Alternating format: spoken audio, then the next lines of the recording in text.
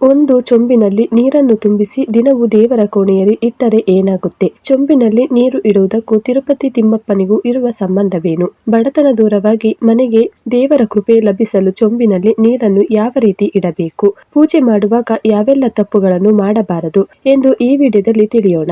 ಎಷ್ಟೋ ಜನರ ಮನೆಯಲ್ಲಿ ನೋಡಿರ್ತೀರಾ, ದೇವರ ಕೋಣೆಯಲ್ಲಿ ಒಂದು ತಾಮ್ರ ಅಥವಾ ಹಿತ್ತಾಳೆ ಚೊಂಬಿನಲ್ಲಿ ನೀರನ್ನು ದೇವರ ಪಕ್ಕ ಇಟ್ಟಿರುತ್ತಾರೆ. ಈ ಸಂಪ್ರದಾಯ ತಿರುಪತಿ ಕ್ಷೇತ್ರದಲ್ಲಿ ಇಂದಿಗೂ ನಡೆಯುತ್ತಿದೆ ಎಂದು ಎಷ್ಟೋ ಜನರಿಗೆ ಗೊತ್ತಿಲ್ಲ.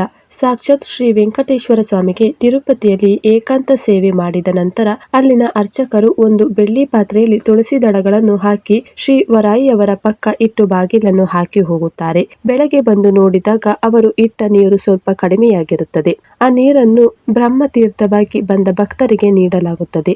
ನೀವು ಬೆಳಗಿನ ಜಾವ ತಿರುಪತಿಗೆ ಸುಪ್ರಭಾತ ಸೇವೆಗೆ ಹೋದರೆ ಈ ತೀರ್ಥವನ್ನು ನಿಮಗೆ ನೀಡಲಾಗುತ್ತದೆ. ಈ ರೀತಿ ಯಾಕೆ ಮಾಡಲಾಗುತ್ತದೆ ಎಂದರೆ, ಸಾಕ್ಷಾತ್ ಬ್ರಹ್ಮದೇವರು ತಿರುಪತಿಗೆ ತಿಮ್ಮಪ್ಪನನ್ನು ಏಕಾಂತ ಸೇವೆಯಾದ ಮೇಲೆ ನೋಡಲು ಬಂದ ಸ್ವಾಮಿಗಳ ಪಾದ ತೊಳೆದು ಹೋಗುತ್ತಾರೆ. ಈ ಸಂಪ್ರದಾಯವನ್ನೇ ಅನುಸರಿಸಿ ಆಂಧ್ರ, ತೆಲಂಗಾಣ ಕಡೆ ಭಕ್ತರು ತಮ್ಮ ತಮ್ಮ ಮನೆಗಳಲ್ಲಿ ದೇವರ ಪಕ್ಕ ಒಂದು ಚೊಂಬಿನಲ್ಲಿ ನೀರನ್ನು ಇಡುವ ಪದ್ಧತಿಯನ್ನು ರೂಢಿಸಿಕೊಂಡಿದ್ದಾರೆ. ಇದೊಂದೇ ಕಾರಣ ಅಲ್ಲದೆ ಪಂಚಭೂತಗಳ ಸಾಕ್ಷಿಯಾಗಿ ದೇವರನ್ನು ಆರಾಧಿಸುವುದು ಇನ್ನೊಂದು ಕಾರಣವಾಗಿದೆ. ದೇವರು ಪಂಚಭೂತಗಳಲ್ಲೂ ನೆಲೆಸಿರುತ್ತಾನೆ.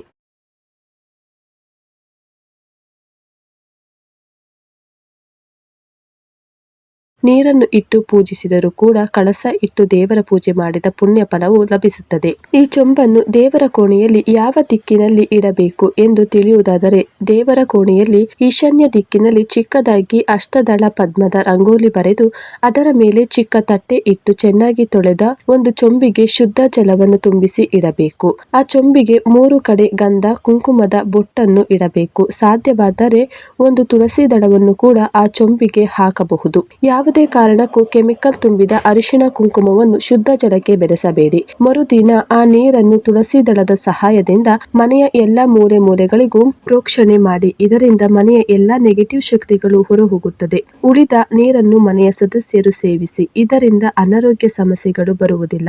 ತಾಮ್ರದ ಚೊಂಬಿನಲ್ಲಿಟ್ಟ ನೀರನ್ನು ಸೇವಿಸುವುದು ಆರೋಗ್ಯಕರ. ನೀರನ್ನು ಸೇವಿಸಲು ಆಗದಿದ್ದರೆ ತುಳಸಿ ಗಿಡಕ್ಕೂ ಈ ನೀರನ್ನು ನೀವು ಹಾಕಬಹುದು. ನಿತ್ಯವೂ ನೀರನ್ನು ಬದಲಾಯಿಸಲು ಸಾಧ್ಯವಾಗದಿದ್ದರೆ ದಿನ ಬಿಟ್ಟು ದಿನ ಅಥವಾ 3 ದಿನಕ್ಕೊಮ್ಮೆ ಬದಲಾಯಿಸಿದರೆ ಸಾಕು. ಚೊಂಬಿನಲ್ಲಿ ಈ ರೀತಿ ನೀರನ್ನು ಇಡುವುದು ತುಂಬಾ ಶುಭಕರ. ಇದರಿಂದ ದೇವರ ಕೃಪೆ ಮನೆಗೆ ಲಭಿಸಿ ಅನೇಕ ಕಷ್ಟಗಳು ನಿಮ್ಮಿಂದ ದೂರವಾಗುತ್ತದೆ. ಹಣ, ಆರೋಗ್ಯ, ವ್ಯಾಪಾರ, ಉದ್ಯೋಗ, ವಿದ್ಯೆ ಯಾವುದೇ ಸಮಸ್ಯೆಗಳಿದ್ದರೂ ಭಗವಂತನ ಕೃಪೆ ಪ್ರಾಪ್ತಿಯಾಗುತ್ತದೆ. ಇನ್ನು ದೇವರ ಪೂಜೆ ಮಾಡುವವರು ಯಾವಾಗಲೂ ನೆಲದ ಮೇಲೆ ಕುಳಿತು ದೀಪಾರಾಧನೆ ಮಾಡುವ ಬದಲು ಒಂದು ಮಣೆ ಅಥವಾ ಚಿಕ್ಕ ಚೌಕಾಕಾರದ ಚಾಪೆಯನ್ನು ಹಾಕಿಕೊಂಡು ಅದರ ಮೇಲೆ ಕುಳಿತು ಪೂಜೆ ಮಾಡಬೇಕು.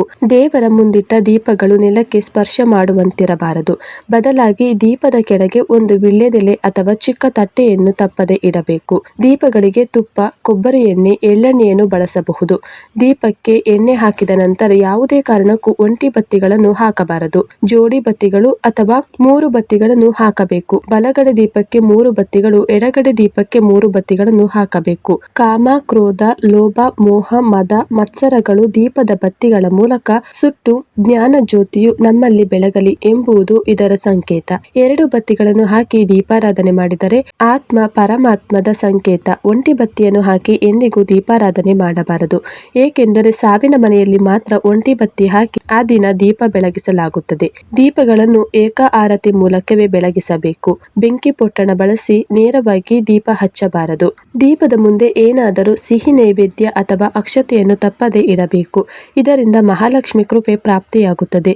ದೀಪಾರಾಧನೆಗೆ ಎಂದಿಗೂ ಸ್ಟೀಲ್ ದೀಪಗಳನ್ನು ಬಳಸಬಾರದು. ಪ್ರತಿನಿತ್ಯ ತಲೆ ಸ್ನಾನ ಮಾಡಿಯೇ ಸ್ತ್ರೀಯರು ದೀಪ ಬೆಳಗಿಸಬೇಕೆಂಬ ಯಾವ ನಿಯಮವೂ ಇಲ್ಲ.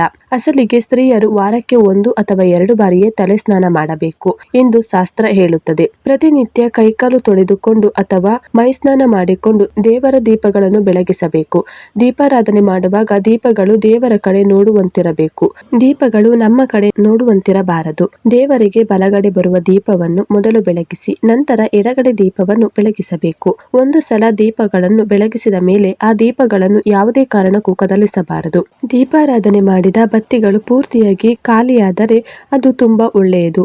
ದೀಪ ಹಚ್ಚುವಾಗ ಯಾರೊಂದಿಗೂ ಮಾತನಾಡಬಾರದು. ಮೌನವಾಗಿ ಇದ್ದು ದೀಪಾರಾಧನೆ ಮಾಡಬೇಕು. ಸಾಧ್ಯವಾದರೆ ಮುಖ್ಯ ದ್ವಾರದ ಮುಂದೆ ತುಳಸಿ ಗಿಡದ ಮುಂದೆ ಪ್ರತಿ ಶುಕ್ರವಾರದ ದಿನ ದೀಪಾರಾಧನೆ ಮಾಡಿ. ಇದರಿಂದ ಮಹಾಲಕ್ಷ್ಮಿ ಅನುಗ್ರಹ ನಿಮ್ಮ ಮನೆಗೆ ಪ್ರಾಪ್ತಿಯಾಗುತ್ತದೆ. ಕಷ್ಟಗಳೆಲ್ಲ ದೂರವಾಗುತ್ತದೆ. ಸಂಜೆ ಸಮಯದಲ್ಲಿ ವಿಷ್ಣು ಸಹಸ್ರನಾಮ ಕೇಳುವಂತೆ ಮಾಡಿ. ಇದರಿಂದ ಮಹಾಲಕ್ಷ್ಮಿ ದೇವಿಯ ಆಗಮನ ಮನೆಗೆ ಆಗುತ್ತದೆ. ಮುಸ್ಸಂಜೆ ಸಮಯದಲ್ಲಿ ಸ್ತ್ರೀಯರು ಕಣ್ಣೀರು ಹಾಕುವುದು, ಗಂಡನೊಂದಿಗೆ ಜಗಳ ಮಾಡುವುದು ಮಾಡಬಾರದು.